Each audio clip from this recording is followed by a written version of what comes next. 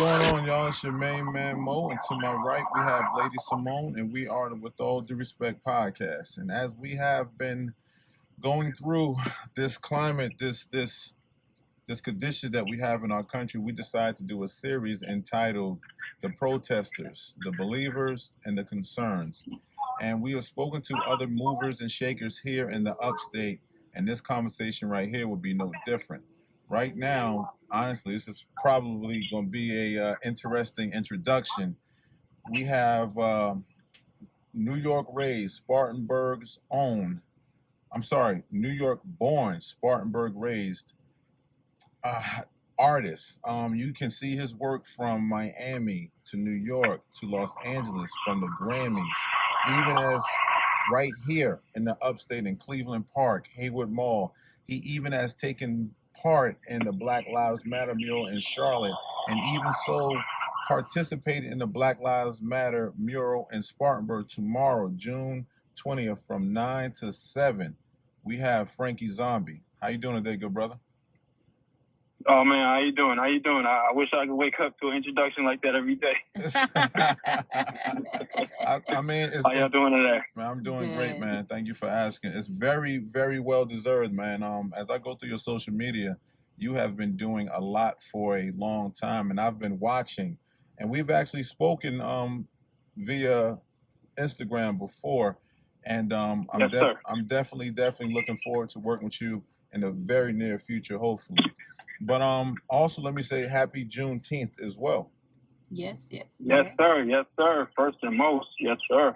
Happy Juneteenth. Absolutely. And tomorrow being a big day for you, coming off of the mural in Charlotte, my first question is, how does that even come about for you to even be in the mentions to even take part in something so monumental?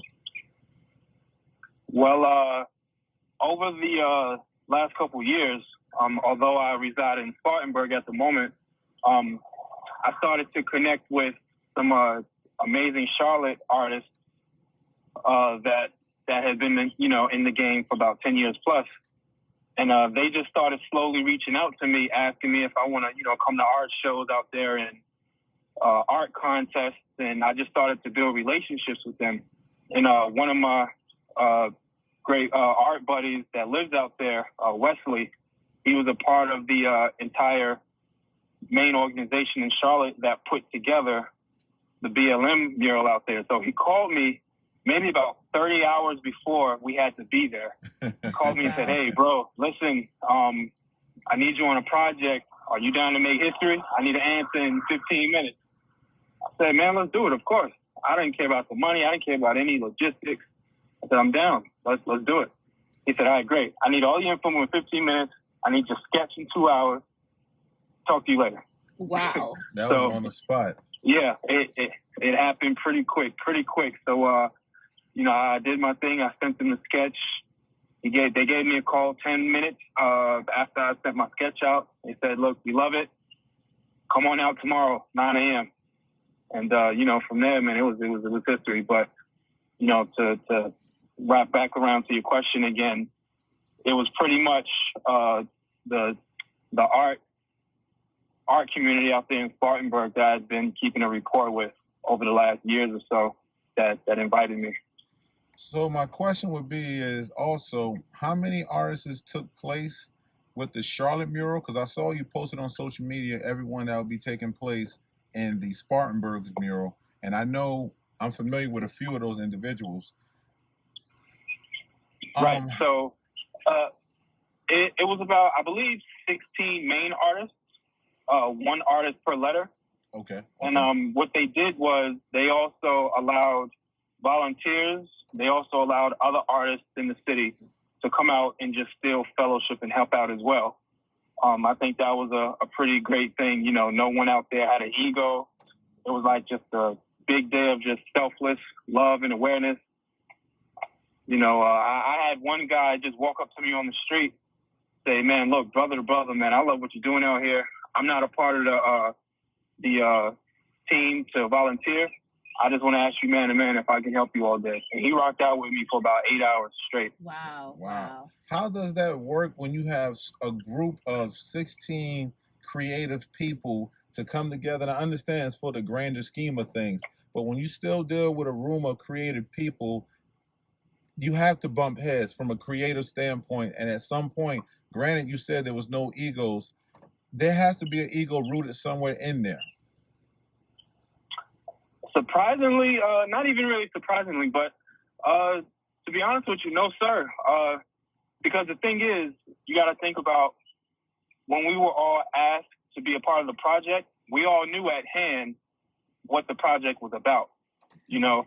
So I think my art buddies out there that was in charge of it, Wesley and Sam Guzzi and a few others, they knew who to curate that would further use their voice for the main awareness and cause.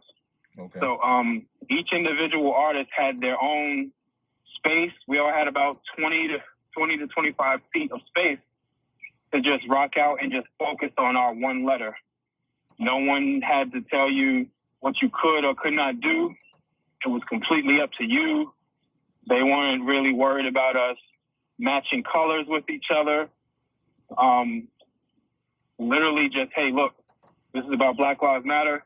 Connect it to how, connect what that means to you and attach your own personal art aesthetic to it. We're not going to tell you what you need to and what you can't write. Go out and do your thing and focus on your letter. So that entire 8 to 9 hours, we didn't have one clash up of, you know, any beefs or anything of that nature. Wow. I can actually understand that too, because it's like, it seems like they strategically put a group of people with a great mindset, you know, together. And it's so crazy hearing you say it in the beginning, like you were ready and you had to be ready at the drop of a dime. So it just shows that when you have a passion for something and you're a very talented individual, you're ready at all times because this is something that you love to do. But I would ask, what was that initial emotion when you got that call? Like after you hung up the phone, Wow. what was that initial emotion? My initial thought was the word history. That was literally the first word that popped in my mind. You know, because you see signs of BLM, you see social media posts, you see all these things, but until we saw that Black Lives Matter mural in DC, like we were just all stunned. Like they really just pushed the bar to push this kind of awareness for our people. And so when he told me that, the first thing I thought of was history, still not knowing how huge it was going to blow up. You know, within just an hour of us posting, it started to go viral.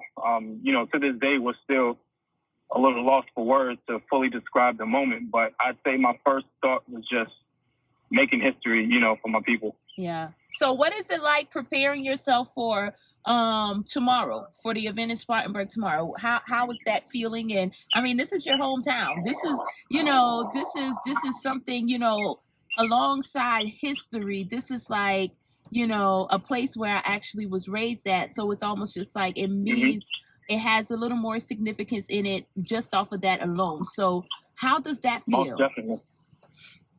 On two different sides, let's say logistically and emotionally. Logistically, it's been super jam-packed with, you know, 5 or 6 straight days of getting everyone on board, putting certain people in charge of certain things, myself and 2 other artists curating 15 other artists. That's been, you know, jam-packed every day. But as far as emotionally, you know, like you just stated, it's personal for me. Charlotte was amazing, but being raised here, in and out, you know, even though I'm from New York as well, I know in Spartanburg, it's a little bit of a different energy. Oh, yes. We still receive amazing love, but it's super, super conservative in our city. Yeah. And that's what I wanted. I'm gonna ask you why before you finish that, I want to insert that too. As you're getting prepared and realistically, you know, because we have to think about that stuff, these things, and I'm glad you said that it is a little more conservative. It's a different energy. Now, do you look at the news posted that you guys will be out there tomorrow? Do you read the comments? Do you see? Because that's a whole different type of energy. It's very different. It's very different. I don't read them. Okay. Over the years, certain things that I do or post that grab a lot of attention from the masses start to get a lot of comments. And so early on, I start to have some of my peers and mentors tell me, look, man, just whatever you do, don't get caught in those comments, man. You'll find yourself trying to respond to all of the ignorant reactions. So me, I don't focus on the comments one bit because I know that we have so much more love and support going into tomorrow. You know, I did a really quick morning post, you know, on Facebook this morning, and maybe about 1,000 people shared it within an hour. Wow. You know, just showing excitement about it. But yeah, in all, I don't pay attention to the comments or give power to it. If someone wants to walk up to me and strike conversation out of curiosity and just wanting to be educated on the last 400 years, I'm open to do that. But to anyone that just wants to spew hate and ignorance, I don't give that any power. Wow. And you know, you've actually been making quite a few, I guess you would say, heartfelt posts the last few days. Not even the last few days, I guess in the midst of everything that's been going on. You made a post on Facebook about everyone starting to work together. Let's do away with these egos and let's come together collectively. And even one that really stuck out to me was you did an IG video about, I guess you can put hashtag power of the thumb. When you so when you look at that right there, you have different forms of awareness. And if I'm not mistaken, that was the aim for your IG post, to where we need to allow people their own means of expressing how they feel. But maybe we shouldn't be so quick to go to social media. And the part two to that, maybe we shouldn't be so judgmental if in fact they take their feelings to social media. Right, man. Amen, brother. That was just my main focus. You know, sometimes it's just so easy for us to think that we are the biggest scholar in the world when it comes to our thumbs, you know, with social media. And my goal was to just spread the message of, look, I don't know what my brother or sister next to me is really doing, so I can't make a post about you. You know, like when everyone was posting the black squares, you had a lot of people saying, you know, don't be fooled and squares don't do nothing, go out and vote. Well, what if you have people that post the square and vote? Mm-hmm. Yes, sir. You know, what if you have people that post the square and look for better ways in their community to make change? You know, I posted the square and I vote, and I'm looking into school systems in my neighborhood. And I started doing research on Black Lives Matter murals and awareness. So it's like we have to stop targeting each other and just at least be happy that we stand for something, you know? Yes, sir. I agree. And Mr. Frankie, we understand your time is limited. Tomorrow's another big day for you. I have 3 questions that I've been asking everyone that has been participating in this series that we're doing. So the 3 questions are, I'm going to ask one question at a time. The first question, Will Smith said racism isn't getting worse, it's just being filmed. Would you think, in your opinion, that racism is at its worst, or is it just getting harder to visually digest this rerun? I think that's a great question. It's a great question. I honestly, and it's just my opinion, I honestly wouldn't really know if it's getting worse or not. I just really agree with the fact of him stating the only difference is you actually get to see it now, and the masses get to see it. Mm-hmm. That's the major game changer. Although up until now, even having a camera hadn't changed anything. Up until now, you're starting to see changes. You know, in the latter 10 to 15 years, you can record police brutality and still the police gets, you know, off scot-free. You know, yes, sir. Rodney King and plenty of other young brothers and sisters. So I think it helps I'm just not sure if racism is getting worse or having less of effect. I'm just happy that at least the camera can prove and make these people look in the mirror and see the hate they spew. Yeah. Yes, sir. My second question. How would I word this right here? Second question. I'll say more so the second question was given, do you think that in the year 2020, yes, I'll say I want to kind of flip this question because we looked at it as saying, do we think in the year 2020 that we can handle segregation if we were up against segregation? That was on the table. Yes. How do you think that as African Americans, can we actually deal with the idea or even be pleased with the idea of segregation?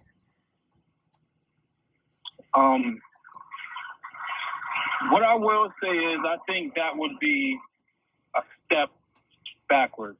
We have so many Black leaders over the last decade to fight for people to see us as exactly what we are, which are humans, which are Black people.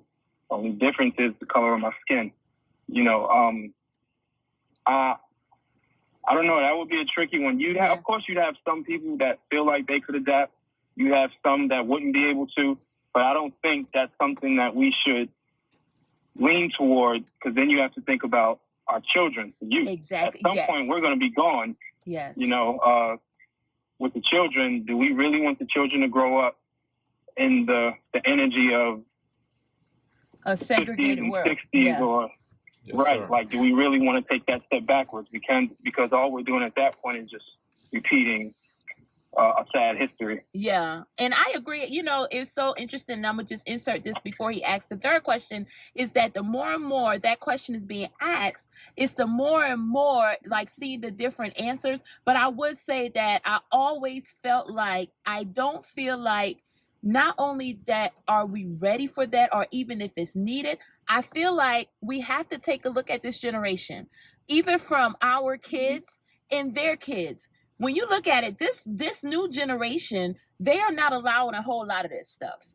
And they want to learn about history. They really want to know they want to know our history. As we're educating our kids, we're also educating their kids. And their kids are standing up like, listen, this is not something that I want to do, because I have Black friends and I have white friends, and the world, I can see where we all can stand together. The culture is so much bigger than it was, and it's really no way you can avoid the culture itself. Yeah, so that question is so that's I think we must always just remember the generation that's up and coming. As much as a lot of people may think negative about it, they are a strong generation, and they want to see togetherness. They really do. And I feel like if we stand strong with them and we educate them, I feel like they're powerful just as well as we're powerful. And it's also being shown as our allies continue to grow. When we're on that front line right now, when we look to our left and our right,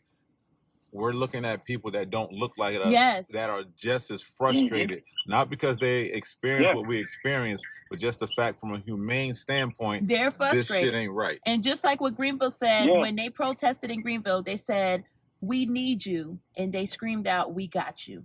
That sent some kind of vibration through my body that I felt that.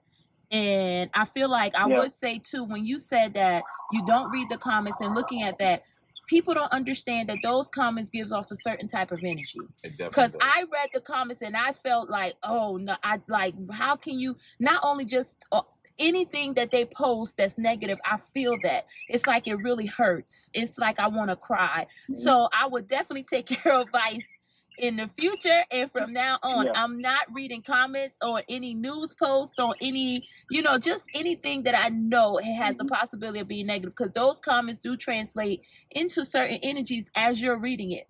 But the third question, definitely, the last question, Mr. Frankie, after the murals, after the protesting, after the rioting, if that's your choice, what do we do next? What do we do next? continue using every single platform possible to keep pushing the agenda. And that's just, I even hate to use the word agenda. That's sad. We're all human, man. But just continue to keep pushing for equality. Continue supporting your Black brothers and sisters. It can start as simple as, not simple, but it can take work. It can start in the education field. Go to your middle schools, your high schools, your colleges, different institutes in your community, and challenge the curriculum. History. We all know history of America is a bunch of crap. You know, Yes, if we start teaching the youth the real history of America and write the new history, that will help not just condition the young minds, but just give them real insight on what the future can hold, you know, and as well teach them more to challenge them more to use their own intelligence. I say a lot of times on the topics of education, when I go do college speaking, I mention how you have some communities where the curriculum really isn't built for you to work for yourself. The curriculum is conditioned so that you just work for someone.